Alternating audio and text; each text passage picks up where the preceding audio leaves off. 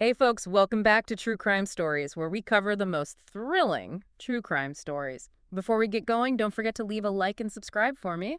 Thanks. And now let's get into today's story. Welcome back, everybody. We're diving deep today into a case that's got more twists and turns than a back road in New Hampshire. Ooh, I like that. You know how to set the scene. We're headed to Pinewood Falls, New Hampshire. Picture perfect, charming, but trust me, there's something rotten under all those fall leaves. Small towns. So fascinating, so full of secrets. We're talking police reports, forensic analysis, even personal journals, all trying to unravel the disappearance of Clara Reed. A young artist, new to town, it's never that simple in a place like Pinewood Falls. Exactly. Clara arrives in Pinewood Falls looking for a fresh start, trying to escape a past that's been, well, let's just say it's been rough. But even though she's searching for peace, her art screams anxiety. These unsettling portraits, dark colors. It's like she brought her demons with her. Yeah, the lack of color, it's striking. Almost like she's trapped in those shadows she paints. Absolutely. Maybe a way of expressing the fear she couldn't put into words. And then there's the Fall Festival. Pinewood Falls' big annual event supposed to be all apple cider and community spirit. But festivals can be tricky. Crowds, emotions running high, easy to hide some bad things going on underneath. For sure. At the festival, Clara meets Margot Sinclair, a local librarian. Margot, big art enthusiast, she really connects with Clara, becomes a confidant. Right. Margot's important here. She's got deep roots in Pinewood Falls, understands the dynamics, plus her own husband vanished years ago. That's got to fuel her determination in this case. Absolutely. But the festival isn't all sunshine and hayrides. There's this tension, a simmering conflict between some key players in town. Small towns, always about power. Who holds it? Who wants it? Who's trying to keep things buried? We see this clash between Jim Elliott, an ambitious local journalist, and Rebecca Holt, the town elder who likes things done the old way. They have this heated argument at the festival. Something's definitely not right there. Oh, that's juicy. Jim wanting to expose the truth. Rebecca clinging to the way things have always been. Classic power struggle. And then, first night of the festival, Clara vanishes. Gone. Poof. Like she just melted into the autumn mist. Vanishing without a trace. Always unsettling. So much unknown. So much potential for things to go dark. The next morning, Margot, worried sick, goes back to the festival grounds. And there, next to a half-carved pumpkin, she finds Claire's phone, smashed to pieces. Ooh, that's creepy. And the pumpkin, was it just there? Not just there. Stuck in the pumpkin's mouth is a note, handwritten. Freedom comes at a cost. Chilling. Wow. Okay, that takes this from missing person to something much worse. You know, a threat, a warning. The whole town freaks out. Search parties, media frenzy, the sheriff's on the case. Pinewood Falls has never seen anything like it. But underneath the chaos, you gotta wonder, is there fear? Do some people know more than they're letting on? Margot, she's not letting this go. Driven by what happened to Clara and her own husband, she starts digging, looking for clues the police might have missed. She's got that personal stake in it, that burning need for answers. You can't underestimate that. And in Clara's art studio, hidden away, Margot finds a journal. Clara's thoughts, fears, her observations about Pinewood Falls. The journal, that's gold. A window into her mind before she vanished. Raw, unfiltered, maybe even dangerous. It's full of paranoia. She felt watched, followed. She even mentions a secret circle in town, some group involved in shady business. A secret circle. That changes everything. Clara stumbled onto something. Something people want to keep hidden. The last entry, dated the night of the festival, is terrifying. She's being followed, this feeling of dread, you could practically feel it leaping off the page. And then, nothing. The journal ends. What happened to Clara? Who was she so afraid of? We're back, still digging into the disappearance of Clara Reed. That journal, it's a game changer. This isn't just a missing person anymore. There's something bigger, something darker going on here. Right, and all those names she mentions, those cryptic entries, it's like a map leading us through all these tangled secrets. Every page, every word could be a clue. Like that mention of Jim Elliott, the journalist. Yeah, she was drawn to him at first, found him charming. But then, as you read on, it shifts. Things get complicated. She starts questioning his motives.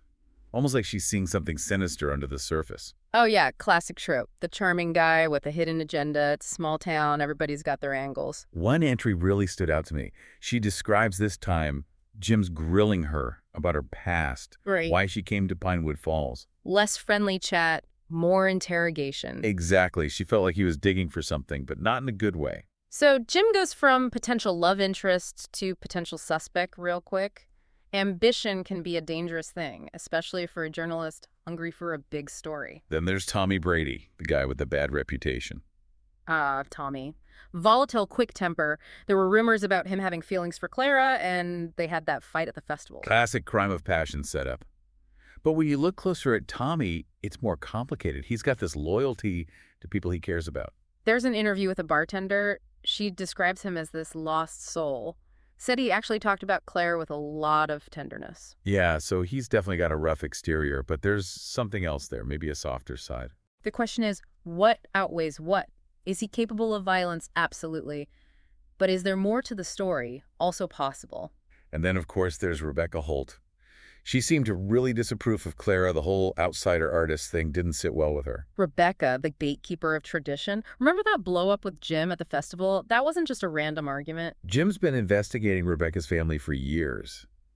Suspects them of being involved in some shady stuff, maybe even some of the town's other unsolved disappearances. Ooh, he thinks she's the one holding all the secrets, knows where the skeletons are buried, literally and figuratively. And he wants to expose her no matter what. A crusading journalist, a powerful town elder. That's a recipe for some serious fireworks. But Rebecca, she's no pushover. She's used to getting her way, protecting her family's reputation, their power. In her interviews with the police, she's so dismissive, acts like the whole thing is beneath her, but you can see it. There's a flicker of fear there, like she's hiding something big. And then the forensic evidence starts rolling in, and things get really interesting. Let's talk about that note in the pumpkin. Freedom comes at a cost. That handwriting, it didn't match any of our main suspects. But the pen they used, it was a rare vintage fountain pen. And guess who collects those? Rebecca Holt. See, I knew there had to be a connection there. What is it with these powerful people and their fancy pens? So is it a coincidence, or did Rebecca have a direct hand in Clara's disappearance? And then there's the DNA. Remember those traces they found under Claire's fingernails? Turns out it wasn't Tommy's. It was Kyle Hargrove's, Clara's ex. He had a history of being possessive. She was even scared of him. Looks like our quiet artist had a past nobody in Pinewood Falls knew about, and now that past is crashing back into the present. With Kyle in the spotlight, the investigators start retracing his steps on the night Clara disappeared. And his alibi. Let's just say it falls apart faster than a cheap tent in a hurricane. Welcome back to the Deep Dive. We're wrapping up our investigation into Clara Reed's disappearance, and things are about to get really interesting. We left off with Clara's ex, Kyle Hargrove, front and center. His DNA at the scene, a busted alibi. Things aren't looking too good for him. It's amazing how quickly that charming, quiet guy image fell apart, right? Turns out, underneath, there's a whole history of manipulation, possessiveness, and a real problem with letting go. So the investigators, they dive deep into Kyle's past, and what they find is a pattern of behavior, well, it's pretty disturbing. They talk to people who knew him, former classmates, colleagues, even a girlfriend. And this picture emerges of someone who could be charming, sure, but also intense, controlling. One ex-girlfriend even said he'd isolate her from her friends and family, get super jealous, possessive. Classic signs of an abusive relationship. Absolutely. It's all about power, control, making sure the other person is completely dependent on you. And in Clara's case, well, it looks like that possessiveness turned deadly. Kyle couldn't handle her rejection, so he decided to make sure she'd never leave him again. The evidence starts piling up. Phone records put him near the scene the night she vanished. Witnesses saw someone matching his description lurking around. It's not looking good. And facing a mountain of evidence and a lifetime behind bars, Kyle cracks. He confesses to confronting Clara that night, but says her death was an accident. Things just got out of hand. But the investigators, they've seen it all before. Oh. The evidence at the scene, it was staged too carefully, too deliberate. This wasn't just a fight that went wrong. This was planned. Premeditated. Kyle knew what he was doing. The town of Pinewood Falls, I mean, their image of this perfect little town, it's shattered.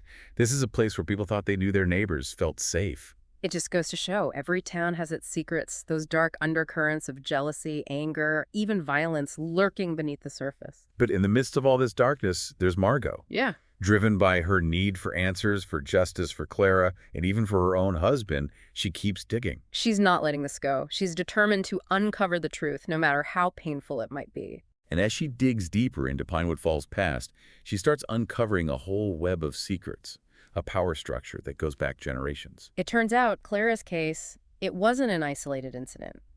There's a pattern here, Other missing persons, often young women who challenge the status quo, threaten the power of certain families. And at the center of it all, guess who? Rebecca Holt. Our pillar of the community, the town elder. She's not who she seems. She's the mastermind, pulling the strings, protecting her family's legacy no matter the cost. And that cost, well, it was people's lives. Turns out, Rebecca orchestrated these disappearances, silencing anyone who posed a threat to her carefully crafted world. Talk about a dark side. It's a chilling reminder that power corrupts, and some people will go to any lengths to hold on to it. Finally, justice is served. Rebecca's arrested, charged with conspiracy, obstruction of justice, even murder. The trial, it's a media circus, all the town's dirty laundry aired out for the world to see. And in the end, Rebecca's convicted. Her reign of power is over. But the damage is done.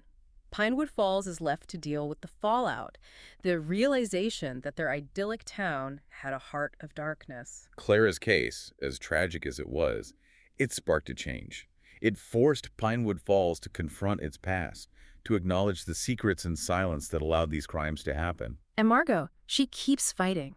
She becomes a voice for the victims, an advocate for justice and accountability. Her investigation into those unsolved cases, it brings closure for some families, but for others, the questions linger. The echoes of deceit, they continue to reverberate through Pinewood Falls, a reminder that even in the most beautiful places, darkness can take root. This deep dive, it's been a journey.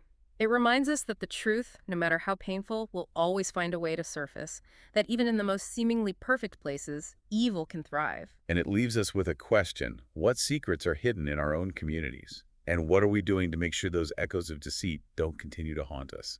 Something to think about. Until next time, this has been The Deep Dive.